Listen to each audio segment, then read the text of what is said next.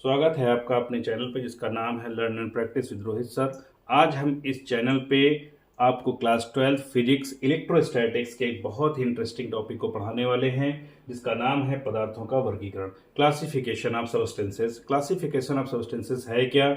आखिरकार पदार्थों को जो है वर्गीकृत किया गया है, तो वर्गीकृत किस आधार पर किया गया है पहले हम उसको समझते हैं। पदार्थों का जो वर्गीकरण किया गया है वो किया गया है मुक्त इलेक्ट्रॉनों के आधार पर। तो मुक्त इलेक्ट्रॉन होते क्या हैं पहले हम उनको समझ लेते हैं कि पदार्थ जो होता है उन पदार्थों की परमाणुओं में, जो पदार्थ है उसके परमाणुओं में उसकी बाह्यतम कक्षा में जो उपस्थित इलेक्ट्रॉन होते हैं वह उसकी नाभिक के साथ में दुर्बलता पूर्वक आबद्ध रहते हैं, जिस कारण वे पदार्थ की परिसीमा में गति करने के लिए स्वतंत्र हो जाते हैं। इन्हें ही हम क्या कहते हैं? मुक्त इलेक्ट्रॉन कहते हैं। आप इसको ऐसे समझ सकते हैं कि जैसे ये सपोज करें हमारा क्या है, परमाणु है, और परमाणु के अंदर क्या है, हमारा नाभिक है। नाभिक में हमारे जो है इलेक्ट्रॉन और नाभिक में हमारे प्रोटॉन और न्यूट्रॉन होते हैं। इलेक्ट्रॉन जो होते हैं वो नाभिक के चारों ओर चक्कर लगाते रहते हैं। जो इलेक्ट्रॉन नाभिक से दूरी ज्यादा रखता है वह नाभिक के साथ में दुर्बलता पूर्वक आबद्ध रहता है, और उस इलेक्ट्रॉन को ही हम क्या कहते हैं?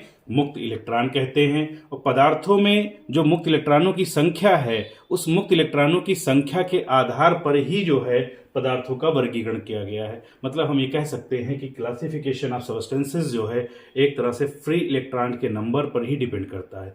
तो अब इसमें पहला टॉपिक क्या आता है? पहला आता है चालक। चालक क्या होते हैं? चालक हमारे वे पदार्थ होते हैं जिन पदार्थों में मुक्त इलेक्ट्रॉनों की संख्या होती है, या हम ये भी कह सकते हैं कि वे पदार्थ जिनमें मुक्त इलेक्ट्रॉनों की संख्या बहुत अधिक होती है, और इन पदार्थों में हम धारा का प्रवाह आसानी से कर सकते हैं। इन्हें ही हम क्या कहते हैं? चालक कहते हैं। चालक के एग्जांपल्स में हम लोग ले सकते हैं जैसे चांदी, तांबा, लोहा आदि। ये सारी जितनी भी धातुएं होती हैं ये सब हमारी किस में आती हैं? चालक में आती हैं। चालक में आपका मानव शरीर भी आता है और पृथ्वी भी आता है। जितनी भी धातुएं हैं सारी धातुएं क्या होती हैं? चालक होती हैं। दूसरा हमारा टॉपिक क्या है? अचालक। अचालक जो होते हैं इनका एक दूसरा नाम है, इनको हम वैद्युत रोधी भी कहते हैं। इनको हम क्या कहते हैं? वैद्युत रोधी भी कहते हैं, या इनको हम इंसुलेटर्स भी कहते हैं। अब अचालक क्या होते हैं? ये वे पदार्थ होते हैं जिनमें मुक्त इलेक्ट्रॉनों की संख्या लगभग नगण्य होती है और जिनमें वैद्युत धारा का प्रवाह नहीं होता है। जैसे इसमें हम कह सकते हैं जैसे में चमड़ा और गंधक आदि, और इसमें बैकेलाइट को भी ले सकते हैं आदि। ठीक है, तो ये आपका चमड़ा है, गंधक है, बैकेलाइट है, ये सब जो आते हैं आपके ये अचालक कहलाते हैं, या इनको हम वैद्युत रोधी भी कहते हैं। तीसरा जो हमारा टॉपिक है वो है परावैद्युत। परावैद्युत क्या होते हैं? इनको हम डाई इलेक्ट्रिक कहते हैं। परावैद्युत जो होते हैं एक तरह से ये अचालक पदार्थ ही होते हैं। तो वे अचालक पदार्थ जिनमें वैद्युत प्रभाव बिना वैद्युत चालन के संचलित होता है उनको ही हम क्या कहते हैं? परावैद्युत पदार्थ कहते हैं। और इसके एग्जांपल्स क्या होते हैं? जैसे कांच, मोम आदि। ठीक, कांच है, मोम है, रबर है, कागज है, अभ्रक है, ये सब आपके क्या कहलाते हैं? परावैद्युत पदार्थ कहलाते हैं। और लास्ट में आपका आता है कौन सा? अर्धचालक। अर्धचालक क्या होते हैं? इनको हम लोग कहते हैं सेमीकंडक्टर्स। सेमीकंडक्टर्स क्या है कि ये वे पदार्थ होते हैं जिनकी चालकता चालकों से बहुत कम होती है तथा अचालकों से बहुत अधिक होती है। ये हमारे क्या कहलाते हैं? अर्धचालक कहलाते हैं। अर्धचालक में हमारा जैसे जर्मेनियम है, सिलिकॉन है, कार्बन है, ये सब हमारे क्या आते हैं? ये हमारे जो है अर्धचालक कहलाते हैं। तो क्लासिफिकेशन ऑफ सब्सटेंसेस में 4 प्रकार हैं आपके: चालक, अचालक, परावैद्युत, अर्धचालक। ये हमारे 4 तरह से होते हैं। ठीक, तो इनको हमने आपको बताया। अब हम लोग वही पढ़ने वाले हैं कि आखिरकार जो ये अर्धचालक होते हैं, जो सेमीकंडक्टर्स होते हैं, इन पर ताप का प्रभाव क्या करता है, इन पर ताप का प्रभाव क्या होता है, ये हम समझने वाले हैं।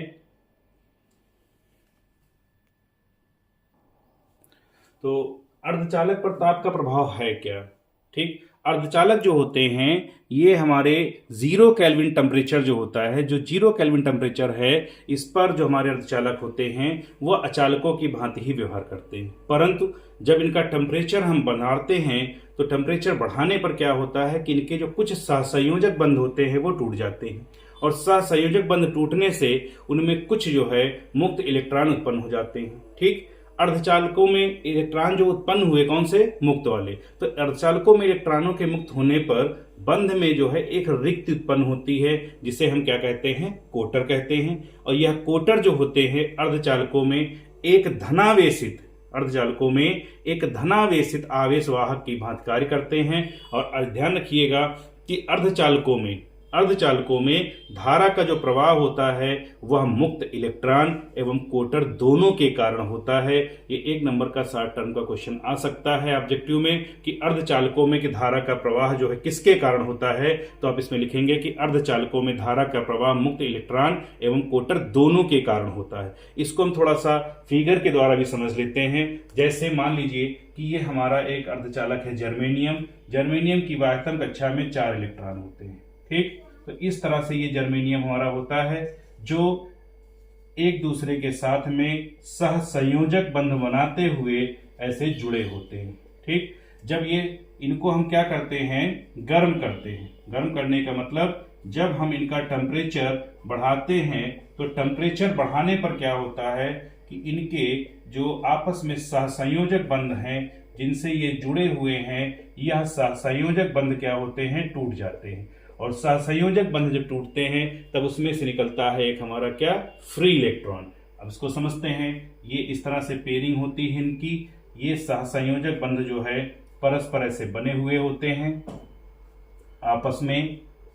जब हम इनका टेम्परेचर जो है क्या करते हैं, बढ़ाते हैं।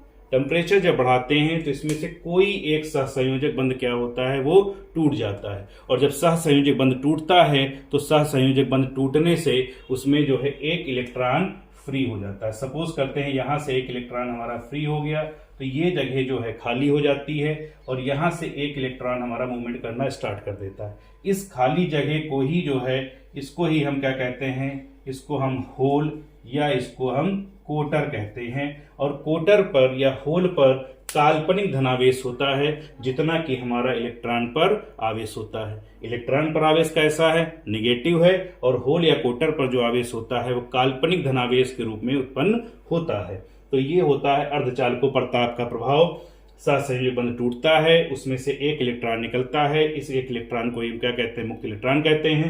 और हमारा जो अर्धचालक होता है वह चालक की भांति व्यवहार करना शुरू कर देता है। तो इस तरह से आज हम लोगों ने समझा कि पदार्थों का वर्गीकरण क्या है, पदार्थों का क्लासिफिकेशन क्या है, क्लासिफिकेशन ऑफ सब्सटेंसेस क्या है।